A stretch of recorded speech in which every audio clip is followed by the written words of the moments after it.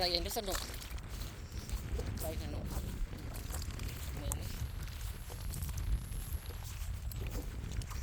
trời nó tới chặt ai nó trời nụ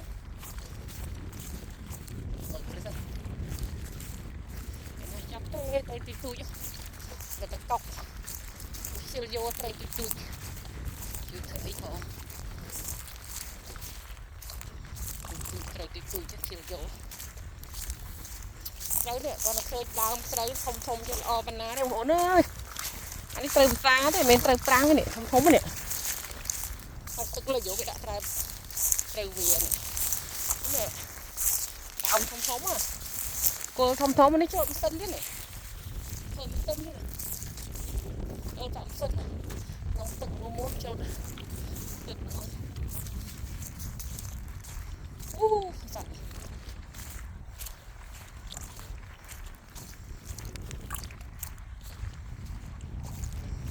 mới trời nó sân đó đồ em đằng mới chặt trời ban nó phải ló thôi nè đấy sập mình thử trời trong ngày muốn rồi chặt em đằng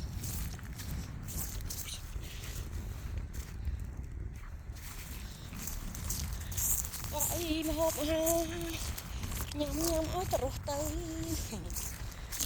để đào lên thon video ban sáng bố ơi ai ra anh ấy nghe sọc này quá sọc này khác tại này cái để đằng để đi nữa chặt lại đó chăm từng tận lệ mới thật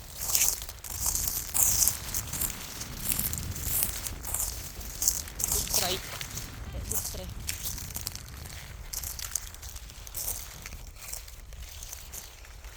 trời ăn mùi thật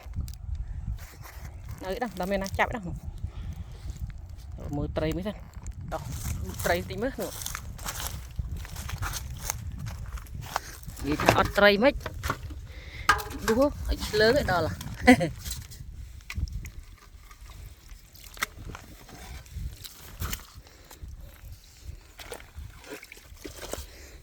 trời thông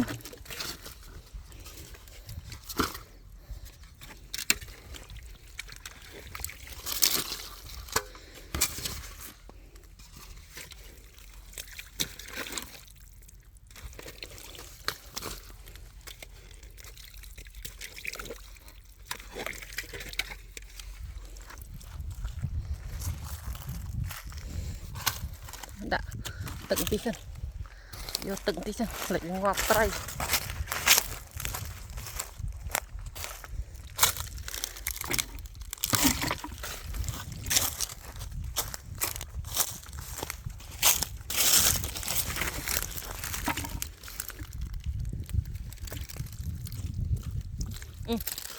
thì phơi cái đâu này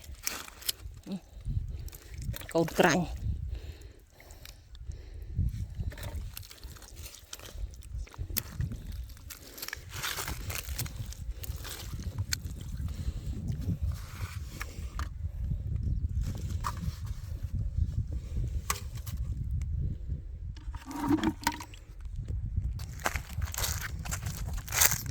mồi chuyện mất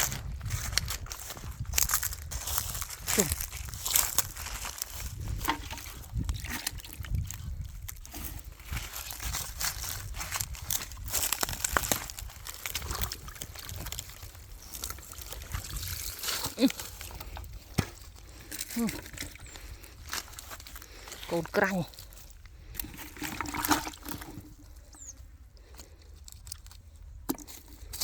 nó nào bạn đai con cành trời chậm với tự lên trang chậm vàng chậm vàng tê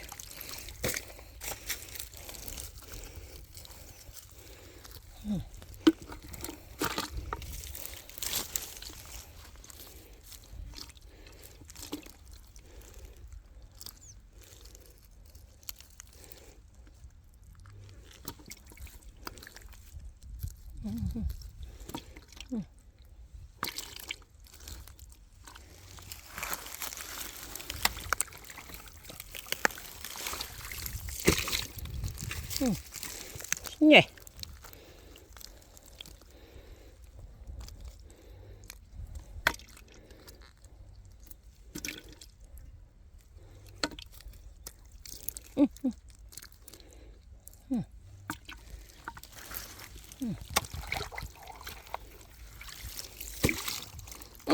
Nhỉ. Một cây điện nào. Ê, tay canh đây lục ơi. Tình châm thế này. Thống ạ. Ất nó làm thòng.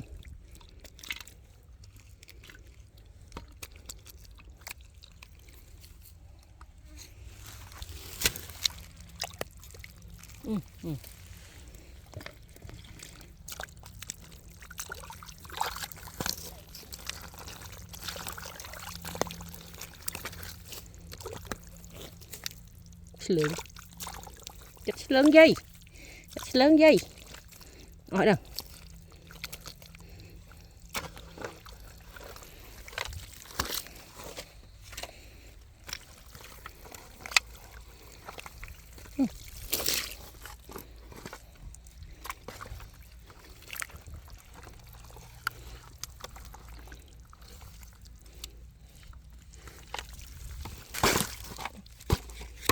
hơi lụt đôi mà tay mình gì thông bệnh rùm khơi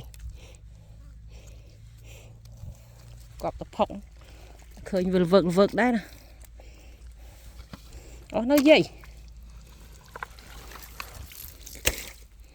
gì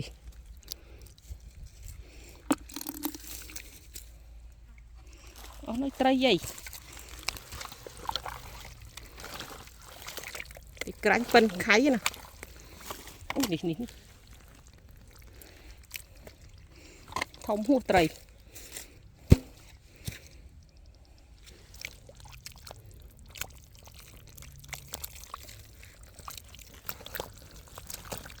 rùa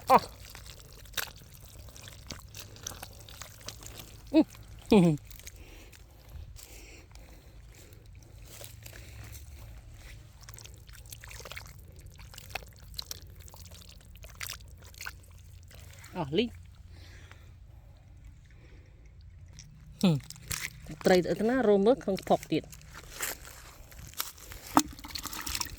mình nhá lâu tới đó nào đây làm mình nà đấy rụi bạt muối khá chắp van chắp tục cháu du bếp lịch rôm khơi một đời ọt cái rác à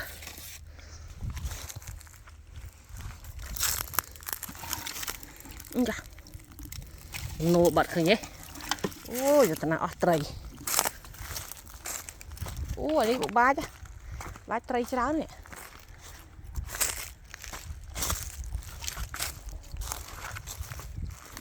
bịch sọt bệ từ đến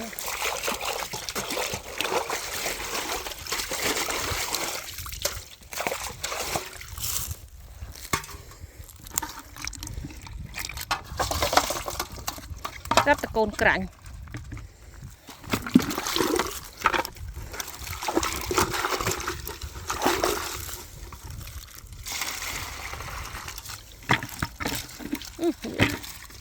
ôi côn cạnh cái nào này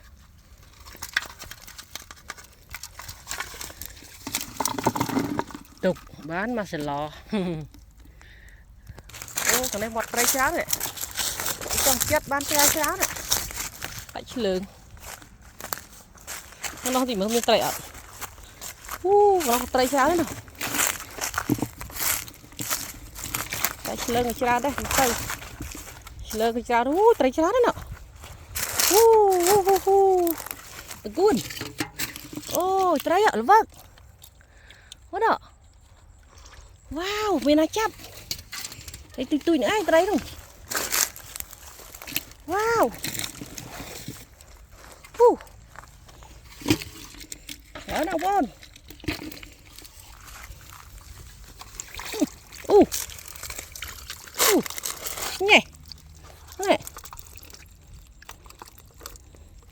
tụi ngọc tụi cháu tây lòng ở tức vô tao nó tây ạ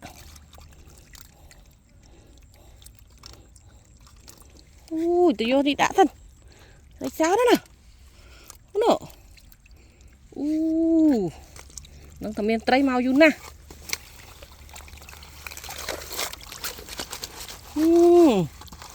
mà tây này ngọc ơi ôn ơi tây ngọc là tất quá nè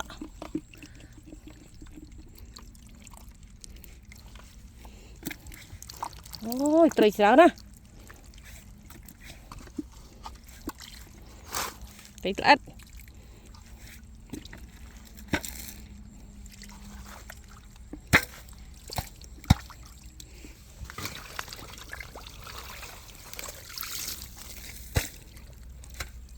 ui ủa này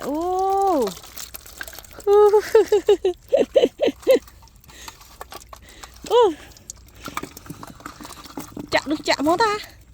đây tôi tụt đó với ngọc đấy nè tụt tụt về đi với ngọc chảo tin tụt tới cọc xỉa món này bố ơi lần mẹ ăn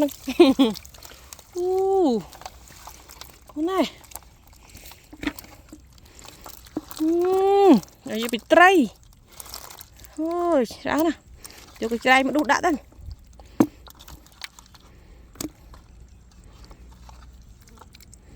ôi tray sao nè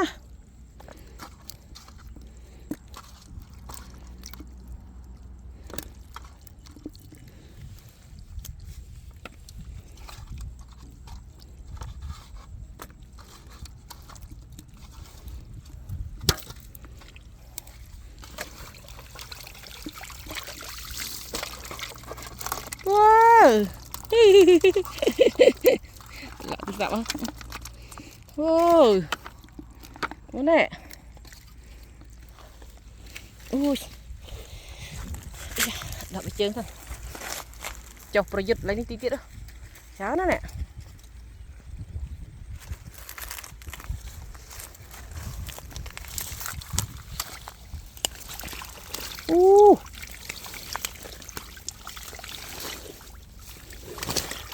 con này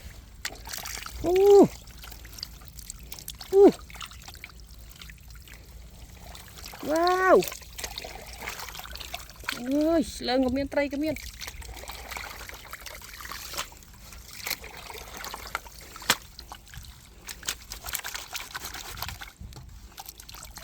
con này wow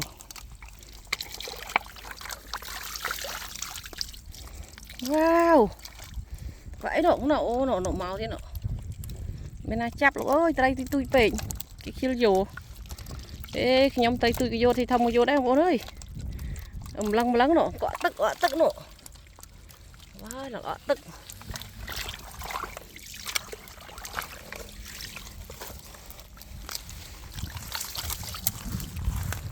ơi nè cọ tức bố ơi tây đuổi lưng ôi lưng tổng này nhẹ nhàng